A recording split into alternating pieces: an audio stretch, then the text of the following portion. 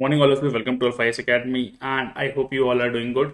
This is lecture number 4 of the Science and Tech series. Today, we shall be starting with the biology part, and the first thing in the biology is cell. Now, you all know that cell is the basic structure or the basic unit of life, and without cell, we will not survive for sure. तो उसके parts पढ़ लेंगे आजकल की क्या क्या काम होता है सेल का और क्या क्या पार्ट्स होते हैं उसके।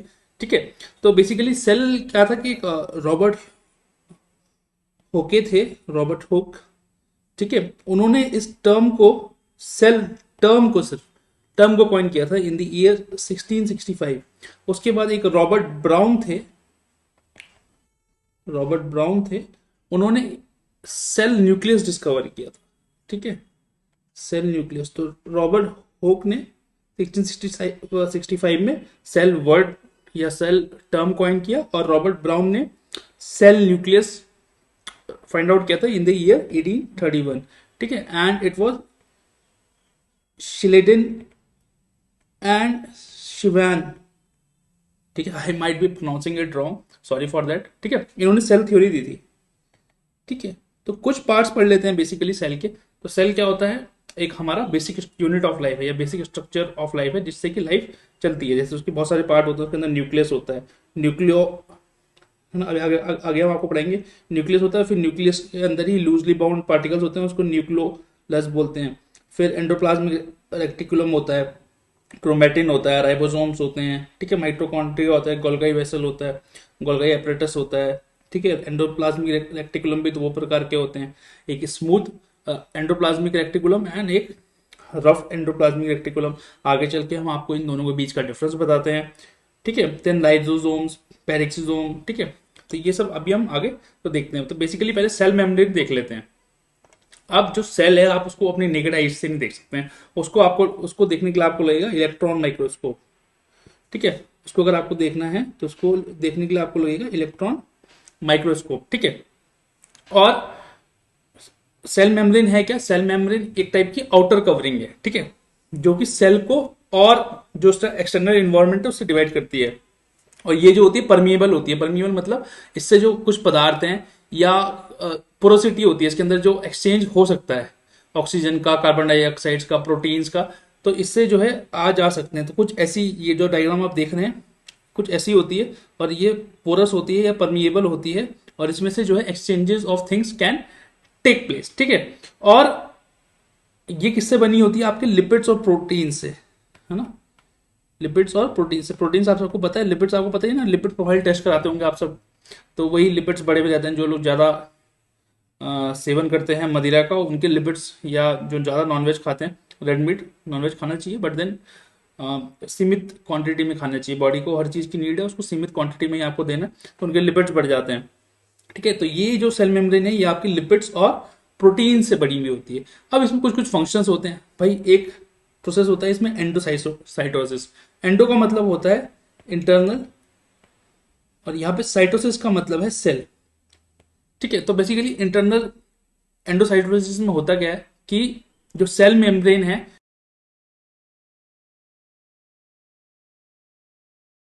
ठीक है, तो हमें सेल है भाई, सेल के बाहर एक सेल मेम्ब्रेन है। अब भाई सेल के अंदर भी तो बहुत सारे जीते जागते हमारे पावर हाउस रहते हैं, उनको हम ऑर्गेनेलिन्स बोलते हैं। ठीक है, और ये क्या है? लिविंग, ये जो है लिविंग है, लिविंग पार्ट ऑफ सेल है ये।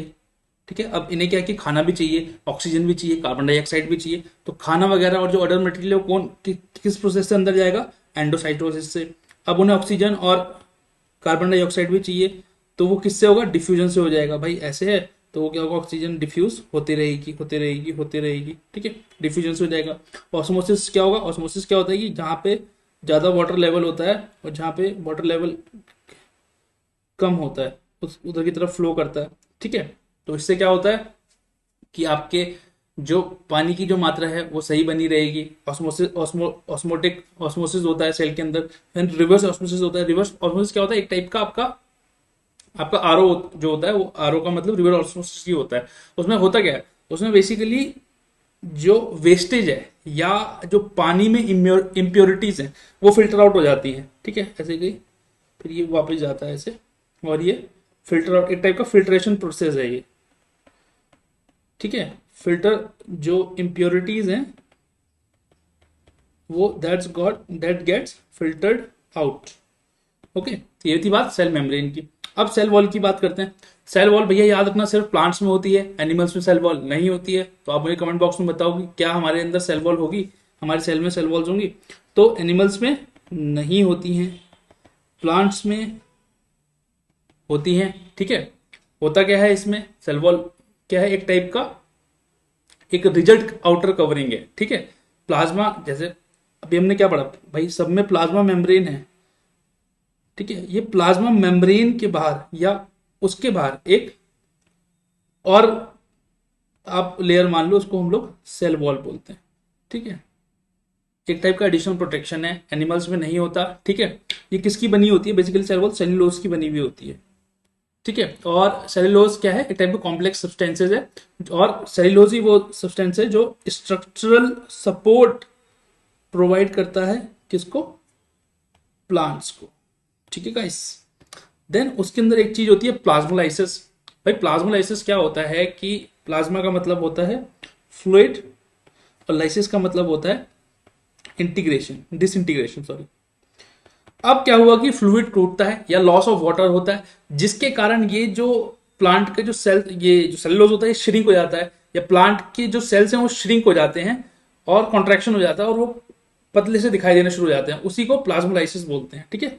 ठीक है, उसमें क्या होता है बेसिकली श्रिंकेज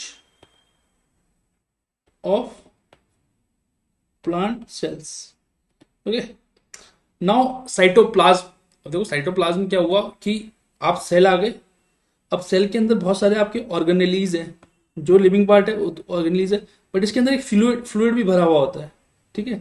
इसके बीच में एक फ्लूइड भरा हुआ होता है, ठीक है, इन सब पूरे सेल के अंदर, उसी को साइटोप्लाज्म बोलते हैं। इट इज अ जेली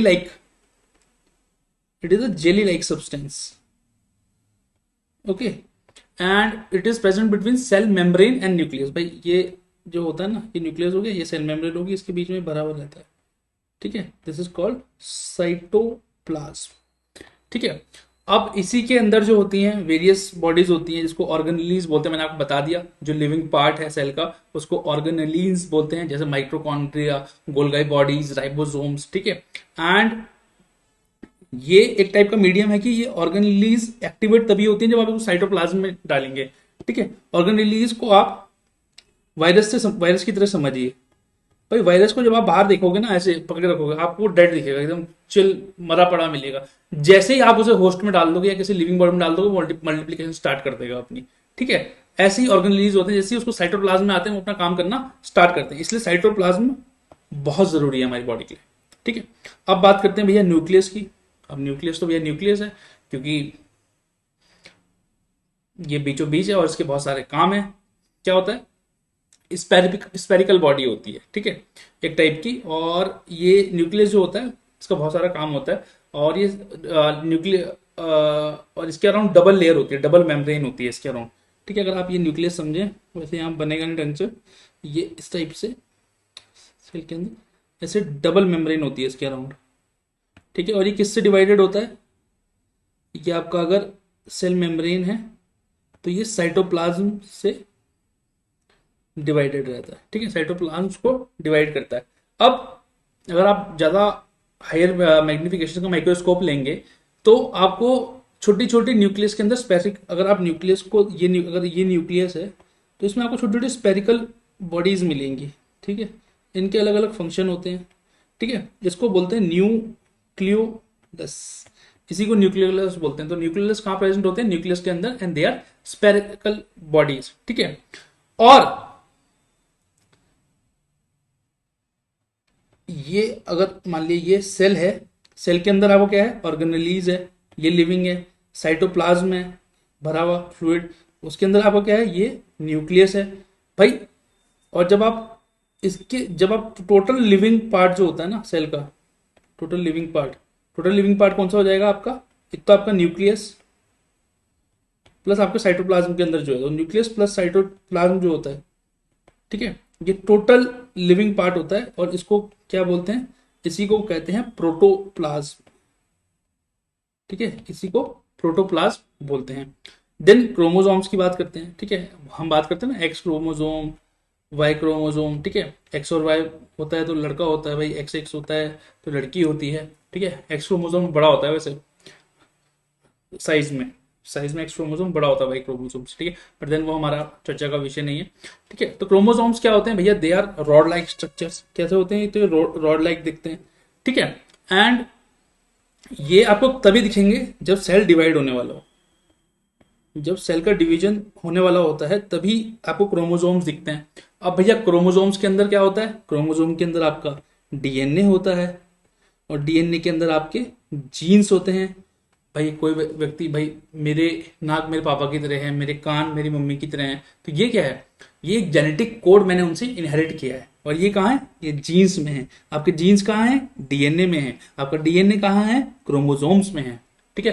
कितने पेयर्स ऑफ क्रोमोसोम होते हैं एक नॉर्मल ह्यूमन बीइंग में, बताइए। जिस दिन आपको बढ़िया से समझेंगे, जब क्रोमोसोम्स एबरेशंस होती हैं तो कौन कौन से आपको सिंड्रोम या बीमारियां हो सकती हैं, या आपका कैसा बिहेवियर या सेक्सुअल ओरिएंटेशन कैसे चेंज हो जाता है ड्यू टू क्रोमोसोम्स ओनली, ठीक है। तो they are rod like structures, cell division में काम करते हैं ये, ठीक है। जब बेसिकली सेल डिवाइड जब होता है तभी ये दिखाई देते हैं। डीएनए इनके अंदर होता है और डीएनए के अंदर जीन्स होता है। अच्छा, क्रोमोसोम बने किसके होते हैं, ये डीएनए प्लस प्रोटीन के बने होते हैं, ठीक है। डीएनए प्लस प्रोटीन के बने होते हैं, ठीक है।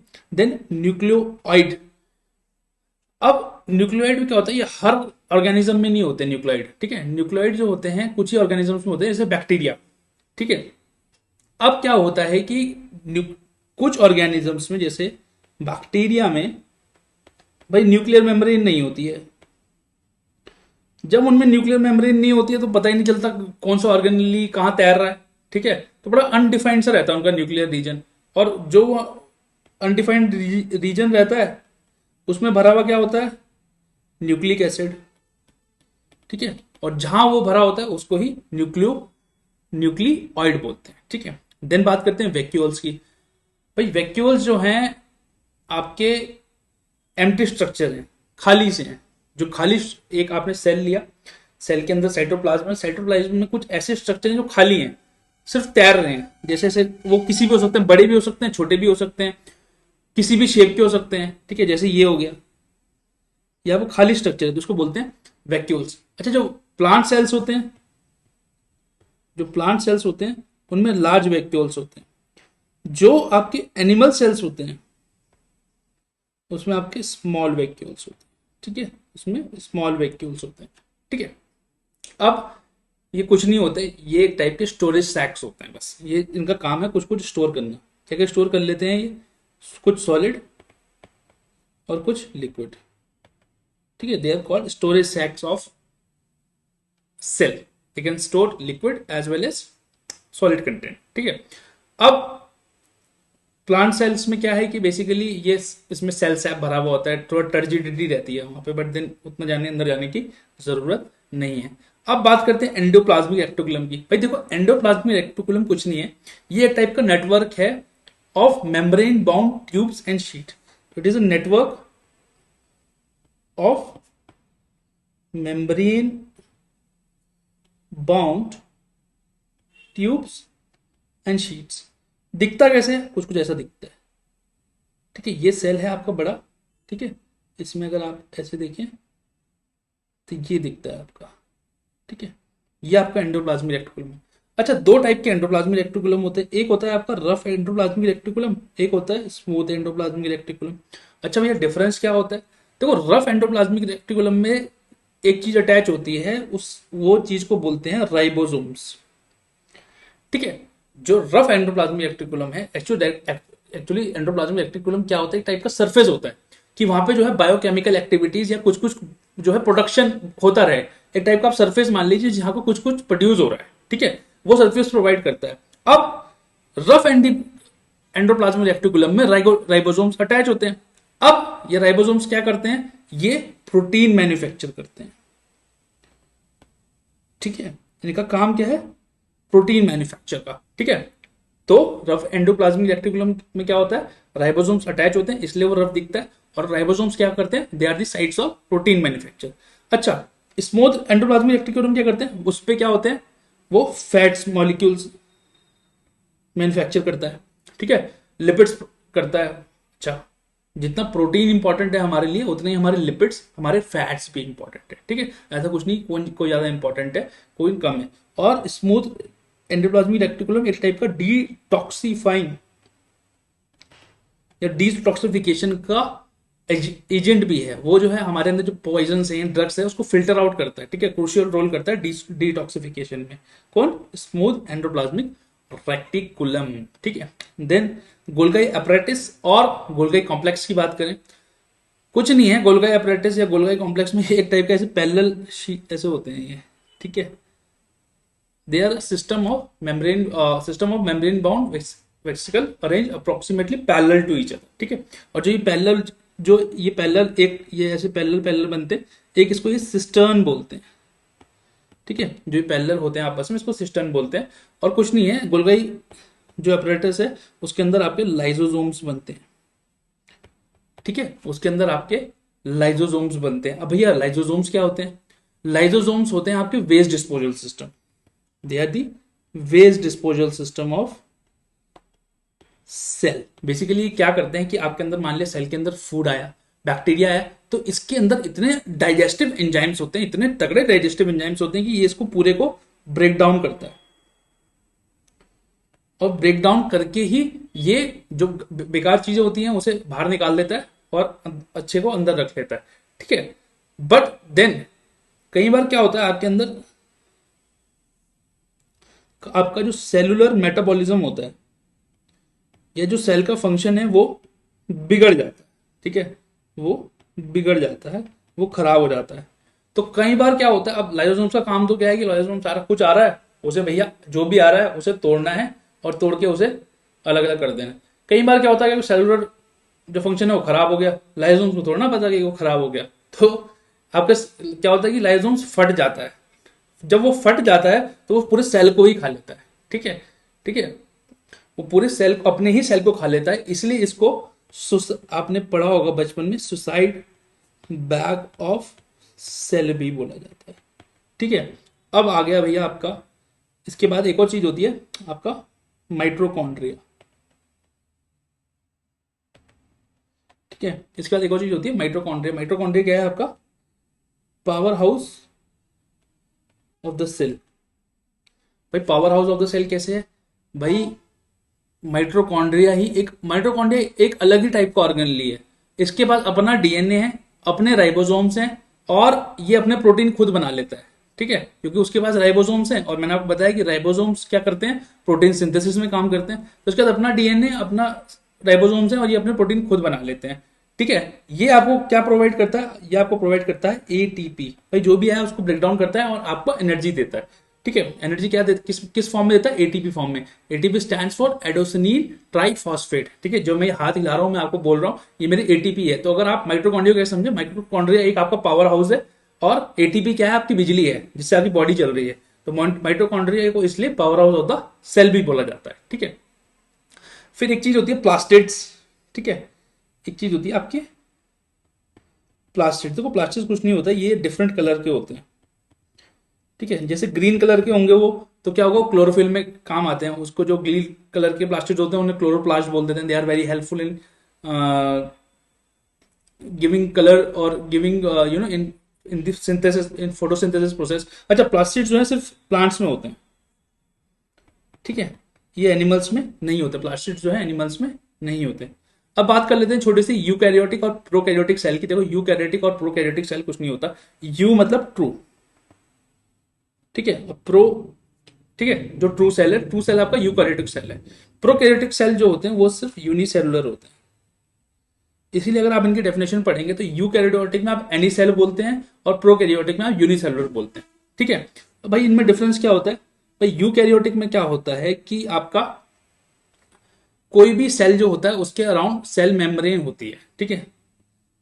सेल मेम्ब्रेन यूकैरियोटिक में होती है और सेल मेम्ब्रेन प्रोकैरियोटिक में नहीं होती। ये तो उसका मेजर डिफरेंस है, ठीक है। तो any cell that contains a clearly defined nucleus और membrane bound organism, it's called eukaryotic cell. Any unicellular organism that does not contain a membrane bound nucleus or organelle is called prokaryotic cell, ठीक है। अच्छा, इसके animals क्या हो गए? ज़्यादातर जो लोग होते हैं वो, मतलब जो मैक्सिमम है वो बहुत सारे प्रोकैरियोटिक भी होते हैं, ठीक है, आपको ऐसा लगेगा। बट देन एनिमल्स, आपके प्लांट्स, आपको फंजाई, ये सब क्या है? यूकैरियोटिक है।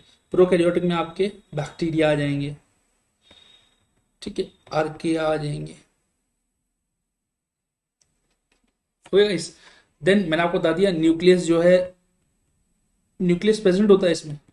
यूकैरियोटिक में न्यूक्लियस प्रेजेंट होता है और प्रोकैरियोटिक में न्यूक्लियस एब्सेंट होता है, ठीक है। और सेल साइज एनिमल्स का बड़ा होता है और प्रोकैरियोटिक्स में सेल साइज छोटा होता है, ठीक है। और ये यूनिसेलुलर होते हैं, ये मल्टीसेलुलर होते हैं, ये यूनिसेलुलर होते हैं, ठीक है। और इसका जो ग्रोथ रेट है यूकैरियोटिक का वो फास्ट है, इसका स्लो है, ठीक है। बेसिकली ये मोटा मोटा डिफरेंस है प्रोकैरियोटिक और यूकैरियोटिक के बीच में। एक लास्ट टॉपिक और पढ़ लेते हैं, plant cell and animal cell, ठीक है। कुछ नहीं है, देखो दोनों में चीजें बहुत सारी सेम ही होती हैं। जैसे उसका गोल्गाई अपरेटस दोनों में होता है। अब प्लांट में भी वो गोल्गाई अपरेटस क्या करता है कि प्रोटीन प्रोसेसिंग एंड सिक्रीशन करता है, एनिमल सेल में भी वो प्रोटीन प्रोसेसिंग सिक्रीशन करता है। हम देख लेते हैं कि डिफरेंस कहाँ है। तो एक तो डिफरेंस है सेल वॉल में, ठीक है, सेल वॉल में।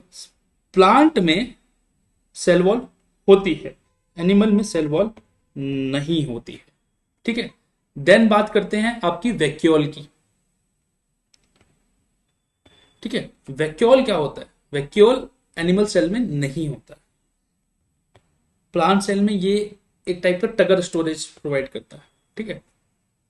देन प्लास्टिड्स की बात करते हैं। तो प्लास्टिड्स आपके फोटोसिंथेसिस, मैंने वगैरह कलर देने के काम आते हैं, स्टार्च, लिपिड स्टोरेज में काम करते हैं। लेकिन एनिमल सेल में प्लास्टिड्स नहीं होते हैं। देन एक चीज होती है सेंट्रीओल, ये प्लांट्स में नहीं होती मगर ये एनिमल सेल में होती है और इसी से न्यूक्लियर डिवीजन ऑफ सेल होता है, helps in nuclear division of cell, इतना इंपॉर्टेंट है, ठीक है। ये सेंट्रीओल, तो ये चार बेसिकली डिफरेंस है। तो आई थिंक अगले लेक्चर में बायोमोलिक्यूल पढ़ लेंगे। इस लेक्चर में इतना ही। Thank you all very much for watching us. कोई भी आपको डाउट्स है, you can contact us on this number 8630711706। Also our foundation course is live now. बहुत सारा फाउंडेशन कोर्स हम कर चुके हैं एंड बहुत सारा कर रहे हैं। इस पर्टिकुलर प्लेलिस्ट का नाम साइंस एंड टेक फाउंडेशन है। इसके अलावा आपको ethics foundation, disaster management foundation, environment foundation already live है। आप जाके अपना सिलेबस कंप्लीट कर सकते हैं। और आपको कोई भी लगता है, कोई भी डाउट है या कुछ हमने गलत पढ़ा दिया है कि हम इतना कुछ करते हैं, हो सकता है कि हम कुछ गलत पढ़ा दें, उसके लिए हम क्षमा चाहेंगे और वहाँ पे आप कमेंट बॉक्स में लिखें और हम उसको वहाँ पे रेक्टिफाई करने की अगली बार पूरी पूरी कोशिश करेंगे। तो on that note, thank you very much, have a nice day, keep smiling, keep healthy, bye bye, take care.